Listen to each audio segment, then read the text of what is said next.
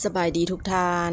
คลิปนี้เฮาก็พามาเที่ยวทงหวายโฮมสเตย์ซึ่งตั้งอยู่เมืองปากซองจำปาสักลาวเฮาเนาะจำปาสักลาวใต้เฮาเนาะไปได้ไกลไปไกลมาก็มาแวะมาเที่ยวชมเด้อวิวดีแฮงบรรยากาศดีแฮงสถานที่พักกับโคตรดีเลยมาเที่ยวมาชม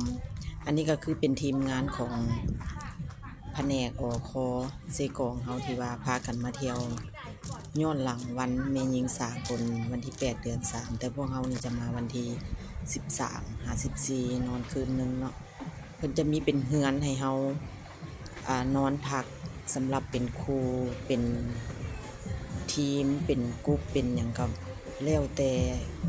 ที่เฮาจองไปเนาะพวกเฮาก็มานำกันทั้งหมดอยู่13คนก็เฮาก็ได้จองเฮือนไป2หลังอันนี้คือสถานที่ที่เฮาย่างชมไปเนาะอันนี้คือด้านหลังด้านข้างก็มีน้ำตกมีทิวทัศน์ธรรมชาติสวยงามแล้วเพิ่นก็ตกแต่งแบบย้อนยุคจังหน่อยอันนี้ก็เป็นห้องอาหารเช้าเพิ่นเนาะประมาณนี้บรรยากาศน้ำไหลใสเย็นอากาศเย็นๆหรือว่าอยากหนาวจักหน่อยเฮาก็จะย่างไปหาเฮือนพักของเฮาเนาะสาวๆเฮาก็ย่างนำหน้าไปก่อน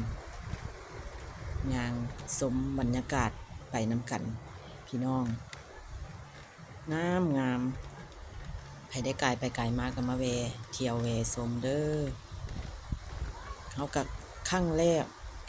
ที่ได้มาเนาะที่ได้แม่นเที่ยวมาชมนี่ก็เป็นครั้งแรกมาสัมผัสบรรยากาศเย็นวิวงามสถานที่ก็เหมาะสมพักผ่อนหย่อนอารมณ์อันนี้ก็มาฮอดแล้วเนาะนั่นโอ้เฮาแนมเห็นเฮือน2หลังที่ทีมงานพวกเฮาได้จองไว้ให้ชมบรรยากาศไปรอบ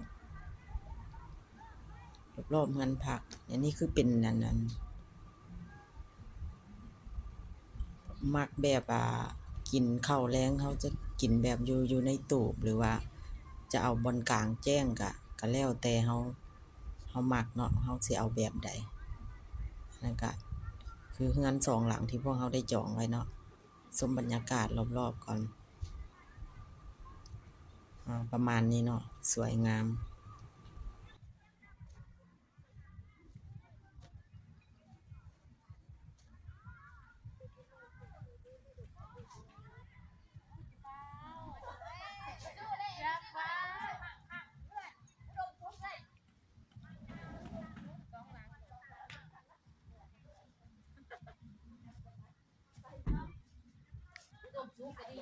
เฮือนมั่งคั่ง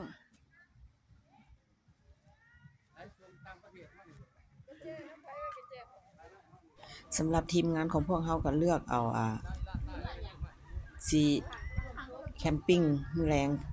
ก็คือเป็นกลางแจ้งเนาะดั่งไฟประมาณว่าดั่งไฟผิงอากาศค่อนข้างหนาวเย็นหนาวก็บ่ได้หนาวแรงใครได้ไปก็อย่าลืมพกพาเสื้อกันหนาวเด้อสาวๆก็กำลังชมเฮือนก็คือหลังนี้เบิ่งบรรยากาศโคตรดีแรงอาหารหรือที่พักก็บ่แพงพี่น้องอันนี้ก็มาชมห้องเนาะเฮือนหลังนี้ก็มีอยู่2ห้องห้องทางเบื้องขวามือนั่นก็นอนได้4คนมี4เตียงคือห้องนี้ก็นอนได้6คนมี6เตียงสาวๆก็จับจองที่อยู่ที่นอนกันได้เลยเนาะ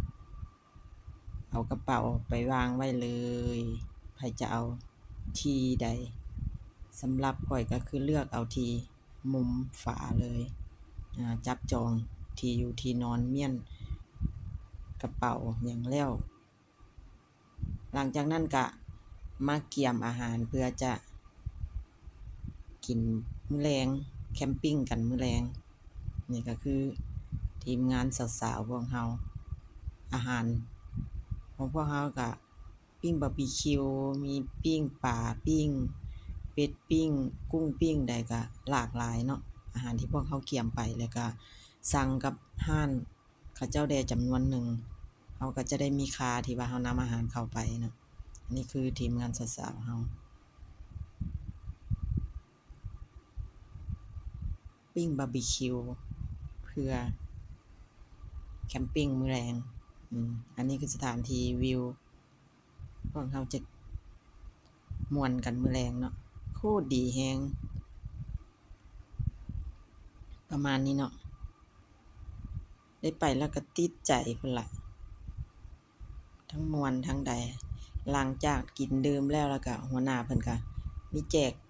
ติปแจกหยังหัวหน้าเพิ่นแจกติปเนาะขอให้หัวหน้าเพิ่น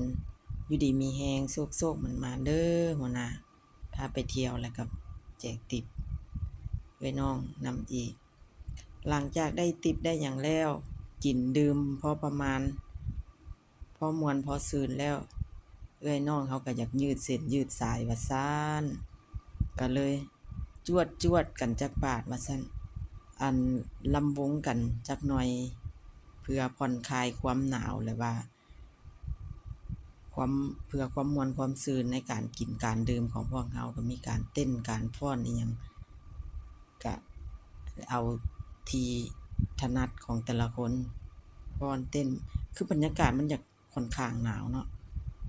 เรากินดื่มไปนำแล้วเราก็มีการยืดเส้นยืดสายก็ประมาณนี้เนาะสำหรับคลิปนี้ก็สิได้จบลงเพียงเท่านี้เนาะม่วนหลายคลิปนี้นะทริปนี้เพิ่นพามาเที่ยวนี่คือม่วนแรง ขอบคุณทุกเลิฟทุกไลค์ทุกกำลังใจที่แวะเข้ามาแล้วก็อย่าลืมกดเลิฟกดไลค์และก็ฝากช่องเพื่อเป็นกำลังใจในการเฮ็ดคลิปต่อไปของช่องสมใจ Channel เด้อเจอกันใหม่ในคลิปหน้าสำหรับคลิปนี้ก็แม่นม่วนหลายเก็บภาพมาให้เบิ่งก็ได้ประมาณนี้เพื่อบันทึกความทรงจำความม่วนความซื่นนี้ไว้ถ้าเบิ่งตอนเฒ่าตอนแก่ไปแล้วเด้อบ๊ายบาย